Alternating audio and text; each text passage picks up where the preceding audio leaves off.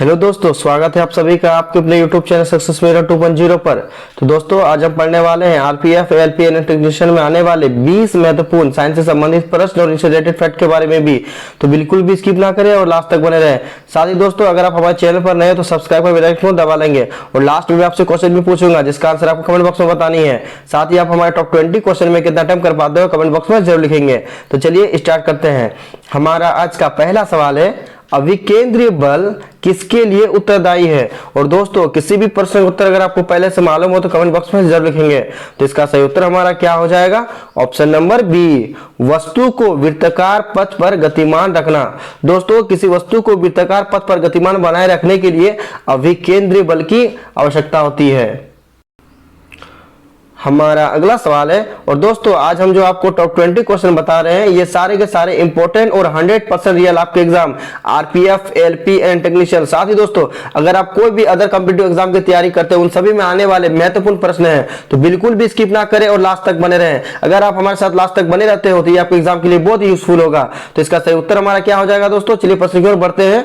निम्नलिखित समतल दर्पण छवि में वस्तु दूरी और छवि की दूरी के बीच एक संबंध कौन सा है? तो इसका सही उत्तर हमारा क्या हो जाएगा?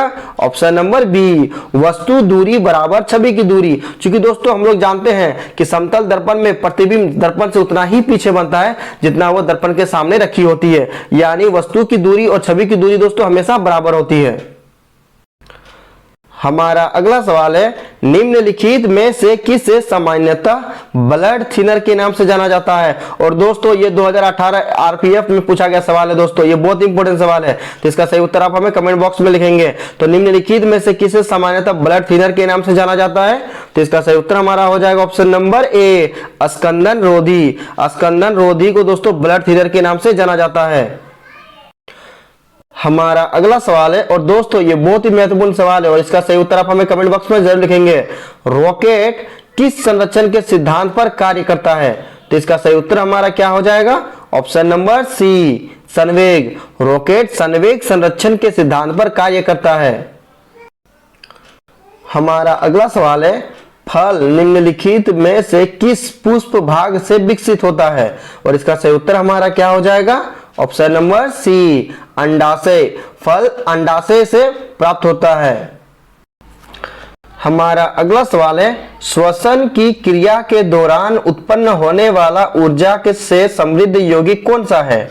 और दोस्तों ये बहुत ही महत्वपूर्ण है। साथ ही दोस्तों लाइक और शेयर जरूर कर दिया करेंगे। जो भी आपके दोस्त आरपीएफ एलपी एंड टेक्नीशियन साथ ही अदर कोई भी कॉम्पिटिटिव जिसकी वो तैयारी करते हैं उन्हें शेयर जरूर कर दिया करेंगे, क्योंकि वो सारे प्रश्न उन सभी कॉम्पिटिटिव एग्जाम के लिए बहुत ही महत्वपूर्ण है। तो इसका सही उत्तर हमारा क्या हो जाएगा दोस्तों? कमेंट बॉक्स में जरूर लिखेंगे कि श्वसन की क्रिया के दौरान उत्पन्न होने वाला ऊर्जा से समृद्ध यौगिक कौन सा है, जिसका सही उत्तर हमारा हो जाएगा ऑप्शन नंबर डी, एटीपी। और दोस्तों एक एटीपी में कितना कैलोरी होता है दोस्तों? तो एक एटीपी में दोस्तों 7200 ऊर्जा कैलोरी हमें प्राप्त होती है। हमारा अगला सवाल है, आवर्त सारणी में बाएं से दाएं जाने पर तत्वों के विद्युत धनात्मक गुण पर क्या प्रभाव पड़ता है? दोस्तों इसका सही उत्तर आप हमें कमेंट बॉक्स में लिखेंगे। ये बहुत ही महत्वपूर्ण प्रश्न है। तो आवर्त सारणी में बाएं से दाएं जाने पर तत्वों के विद्युत धनात्मक गुण पर क्या प्रभाव पड़ता है? तो इसका सही उत्तर हमारा हो जाएगा ऑप्शन नंबर बी, घट जाता है। जब आवर्त सारणी में आप बाएं से दाएं जाते हैं दोस्तों तो तत्वों के विद्युत धनात्मक गुण क्या होता है? घटने लगता है। हमारा अगला सवाल है, प्रति सेकेंड इकाई क्षेत्रफल से गुजरने वाली ध्वनि ऊर्जा की मात्रा को ध्वनि का क्या कहा जाता है? तो प्रति सेकेंड इकाई क्षेत्रफल से गुजरने वाली ध्वनि ऊर्जा की मात्रा को दोस्तों ध्वनि की तीव्रता कहा जाता है, यानी ऑप्शन बी हमारा इसका सही उत्तर हो जाएगा। हमारा अगला सवाल है, एक निश्चित स्तर से ऊपर वायुयान की ऊंचाई मापने के लिए किस वैज्ञानिक उपकरण का उपयोग किया जाता है? यानी दोस्तों क्वेश्चन हमसे पूछना चाह रहा है कि उड़ते हुए विमान की ऊंचाई हम किससे नापते हैं? तो इसका सही उत्तर हमारा क्या हो जाएगा? Option number D, altimeter. Altimeter से वायुयान की ऊंचाई को मापा जाता है। हमारा अगला सवाल है, कार्बन को पृथक करने के लिए कार्बोनेट अयस्क को गर्म करने को क्या कहा जाता है? तो कार्बन को पृथक करने के लिए कार्बोनेट अयस्क को गर्म करने की क्या कहा जाता है? तो तो इसका सही उत्तर हमारा हो जाएगा ऑप्शन नंबर बी, निस्तापन। कार्बोनेट अयस्कों को गर्म करने की प्रक्रिया को क्या कहा जाता है दोस्तों? निस्तापन कहा जाता है। वहीं आपसे अगर एग्जाम में पूछा जाए कि सल्फाइड अयस्क को गर्म करने पर क्या प्राप्त किया जाता है, तो भर्जन प्राप्त किया जाता है। हमारा अगला सवाल है, और दोस्तों ये 2018 एलपी में पूछा गया सवाल है और ये बहुत ही महत्वपूर्ण प्रश्न है, तो इसका उत्तर आप हमें कमेंट बॉक्स में बताएंगे। उस तत्व की संयोजकता क्या है जिसका परमाणु क्रमांक 12 है? तो दोस्तों हमसे बहुत इंपॉर्टेंट सवाल पूछा गया है, तो जिसका परमाणु क्रमांक 12 है दोस्तों, उस तत्व की संयोजकता क्या है हमारा? तो सबसे पहले दोस्तों इसका क्या करेंगे, हम इसका इलेक्ट्रॉनिक विन्यास निकालेंगे।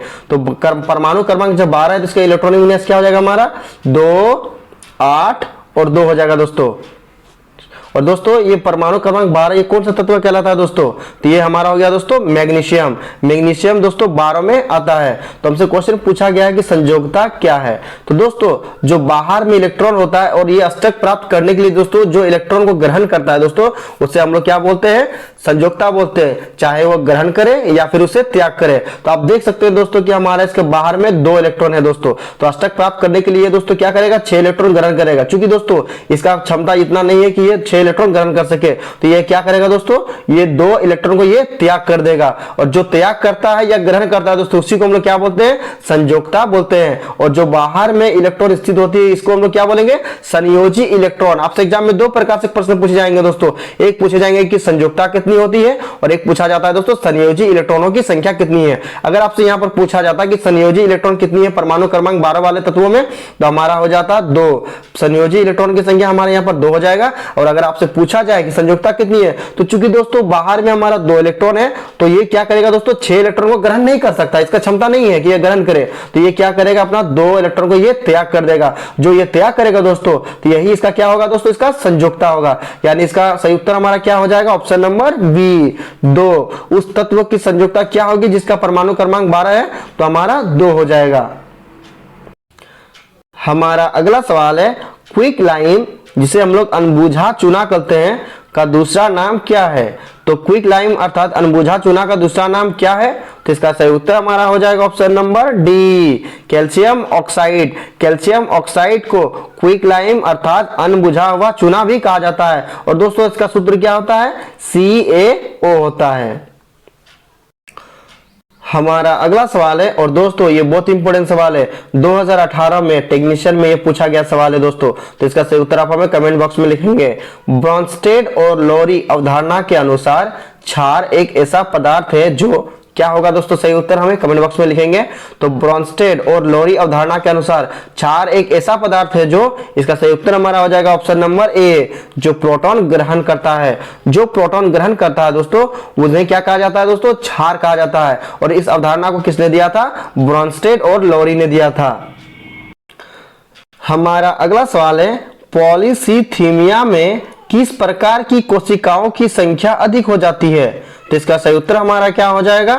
Option number B, erythrocyte. Erythrocyte दोस्तों पॉलीसीथीमिया में वृद्धि हो जाती है। और दोस्तों पॉलीसीथीमिया या एरिथ्रोसाइट एक ऐसी स्थिति होती है दोस्तों जिसमें शरीर में क्या होता है कि लाल रक्त कोशिकाओं में क्या होता है? वृद्धि हो जाता है।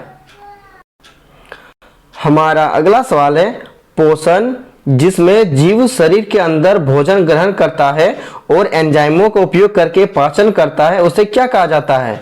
तो इसका सही उत्तर हमारा क्या हो जाएगा? ऑप्शन नंबर डी, प्राणी समभोजी। प्राणी समभोजी दोस्तों उसे कहते हैं जो क्या करता है कि जिसमें जीव शरीर के अंदर भोजन को ग्रहण करता है और एंजाइमों का उपयोग करके उसे पाचन करता है। हमारा अगला सवाल है, और दोस्तों ये 2018 में टेक्नीशियन में पूछा गया सवाल है, तो इसका सही उत्तर आप हमें कमेंट बॉक्स में लिखेंगे। किसी वस्तु की गतिज और स्थितिज ऊर्जा का योग क्या कहलाता है? तो किसी भी वस्तु की गतिज ऊर्जा और स्थितिज ऊर्जा का योग क्या कहलाता है? तो इसका सही उत्तर हमारा क्या हो जाएगा दोस्तों? कमेंट बॉक्स में लिखेंगे। तो इसका सही उत्तर हो जाएगा हमारा ऑप्शन नंबर सी, यांत्रिक ऊर्जा। यानी यांत्रिक ऊर्जा बराबर होता है गतिज ऊर्जा प्लस स्थितिज ऊर्जा। हमारा अगला सवाल है, एक तत्व X ऑक्सीजन के साथ अभिक्रिया करके X ऑक्साइड बनाता है जो लाल लिटमस विलयन को नीला कर देता है। तत्व एक क्या है? तो इसका सही उत्तर क्या हो जाएगा हमारा? ऑप्शन नंबर बी, धातु। धातु दोस्तों एक तत्व धातु है जो ऑक्सीजन के साथ क्या करता है? विक्रिया करता है और ऑक्साइड बनाता है, साथ ही लाल लिटमस विलयन को क्या करता है? ये नीला भी कर देता है। हमारा अगला सवाल है, जब कॉपर को सांद्र H2SO4 यानी दोस्तों हम लोग इसको क्या जानते हैं? सल्फ्यूरिक अम्ल के नाम से जानते हैं। तो जब कॉपर को सांद्र सल्फ्यूरिक अम्ल के साथ गर्म किया जाता है तो क्या मुक्त होता है? और दोस्तों ये बहुत ही महत्वपूर्ण सवाल है क्योंकि ये 2018 प्रीवियस 2018 टेक्नीशियन में ये पूछा गया सवाल है दोस्तों। और दोस्तों लाइक और शेयर जरूर कर दिया करेंगे। जो भी आपके दोस्त ALP टेक्नीशियन, RPF या अदर कोई भी कॉम्पिटिटिव एग्जाम की तैयारी करते हैं तो उन्हें शेयर जरूर कर दिया करेंगे क्योंकि ये सारे प्रश्न उन सभी कॉम्पिटिटिव एग्जाम लिए बहुत ही महत्वपूर्ण है। और अगर आप हमारे चैनल पर नए हो तो दोस्तों सब्सक्राइब कर बेल आइकन को दबा लेंगे। तो इसका सही उत्तर हमारा क्या हो जाएगा कि जब कॉपर को सांद्र सल्फ्यूरिक अम्ल के साथ गर्म किया जाता है तो क्या मुक्त होता है? तो इसका सही उत्तर हमारा हो जाएगा option number B, sulphur dioxide. यानी सल्फर डाइऑक्साइड का निर्माण होता है जब कॉपर को सांद्र सल्फ्यूरिक अम्ल के साथ गर्म किया जाता है। हमारा अगला सवाल है, किस नियम को जड़त्व का नियम भी कहा जाता है? और ये दोस्तों बहुत ही महत्वपूर्ण सवाल है। तो इसका सही उत्तर आप हमें कमेंट बॉक्स में लिखेंगे। तो इसका सही उत्तर हमारा क्या हो जाएगा? ऑप्शन नंबर ए, न्यूटन की गति के पहले नियम को। न्यूटन की गति के पहले नियम को दोस्तों जड़त्व का नियम कहा जाता है। और न्यूटन की गति का पहला नियम क्या कहता है कि कोई वस्तु तब तक गतिशील रहेगी दोस्तों जब तक कि कोई बाह्य बल उस पर कार्य ना करता हो। हमारा अगला सवाल है और दोस्तों आज का हमारा ये अंतिम प्रश्न है। साथ ही आज हमने जो आपको टॉप 20 क्वेश्चन बताया ये सारे के सारे इंपॉर्टेंट और 100% रियल आपके एग्जाम RPF, ALP, एनएन टेक्नीशियन या अदर कोई भी कॉम्पिटिटिव एग्जाम जिसकी आप तैयारी करते हैं उन सभी में आने वाले महत्वपूर्ण प्रश्न हैं। तो सभी प्रश्नों को अच्छे से देखेंगे और उन्हें याद करेंगे। साथ ही दोस्तों लाइक और शेयर जरूर कर दिया करेंगे। जो भी आपके दोस्त ALP टेक्नीशियन या अदर कोई भी कॉम्पिटिटिव एग्जाम की तैयारी करते हैं उन्हें शेयर जरूर कर दिया करेंगे। तो चलिए प्रश्न की ओर बढ़ते हैं। हमारा आज का अंतिम प्रश्न है, किरण का कौन सा परावर्तित किरण से सामान्य सतह पर मापा गया कोण है? तो इसका सही उत्तर हमारा क्या हो जाएगा? ऑप्शन नंबर बी, परावर्तन का कोण। किरण का परावर्तन कोण परावर्तित किरण से सामान्य सतह पर मापा गया कोण होता है। अब लास्ट वीडियो के क्वेश्चन का आंसर। लास्ट वीडियो में मैंने आपसे क्वेश्चन पूछा था कि निम्नलिखित में से कौन सा जीव कशेरुकी नहीं है? और इसका सही उत्तर ऑप्शन नंबर ए था, केचुआ। और लगभग सभी स्टूडेंट ने इसका सही जवाब दिया और मोस्टली स्टूडेंट इसके बारे में डिटेल्स में लिखा। तो मैं आपको फिर बोलूंगा कि क्वेश्चन के बारे में आपको जितना ज्यादा से ज्यादा पता उन्हें आप लिखा करो क्योंकि जो चीज आप लिख देते हो उन्हें आप कभी नहीं भूलते हो। अब आपके लिए आज का सवाल है, निम्न में से कौन सा पदार्थ विद्युत का कुचालक और उष्मा का सुचालक होता है? 4 ऑप्शन दिया गया है, सही उत्तर आपको कमेंट बॉक्स में बतानी है। साथ ही आप हमारे टॉप 20 क्वेश्चन में कितना अटेम्प्ट कर पाए कमेंट बॉक्स में जरूर लिखेंगे। और दोस्तों लाइक और शेयर जरूर कर दिया करेंगे। साथ ही अगर आप हमारे चैनल पर नए हो तो सब्सक्राइब कर बेल आइकन को दबा लेंगे। तो चलिए दोस्तों मिलते हैं नेक्स्ट वीडियो में, तब तक के लिए बाय बाय, टेक केयर।